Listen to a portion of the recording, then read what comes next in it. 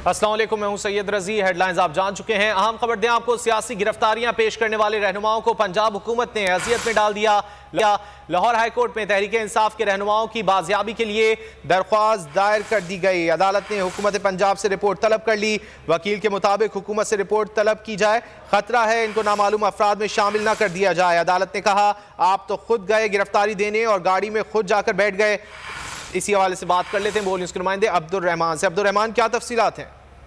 जी बिल्कुल, लाहौर हाईकोर्ट के तौर पर पाकिस्तान तहरीक इंसाफ के गिरफ्तार कारकुनों रहनुमाओं और कारकुनों की बाजियाबी के लिए दायर दरखास्त की समाअत जो है 27 फरवरी तक के लिए मुलतवी करते हुए हुकूमत पंजाब से रिपोर्ट तलब कर ली है। लाहौर हाईकोर्ट के जस्टिस शहराम सरवर के रूबरू शाह महमूद कुरैशी, असद उमर और दीगर जो रहनुमा है उनकी बाजियाबी के लिए दायर दरखास्त की समाअत हुई, जबकि दरखास्त गुजारों के वकला की जानब से अदालत को आगाह किया गया कि इन कारकुनों और रहनुमाओं को जो है पुलिस ने गिरफ्तार करके नामालूम मुकाम पर मुंतकिल कर दिया और अभी तक तो उनके मतलब ना तो उन्हें किसी अदालत में पेश किया गया और ना ही उनके मतलब बताया जा रहा है।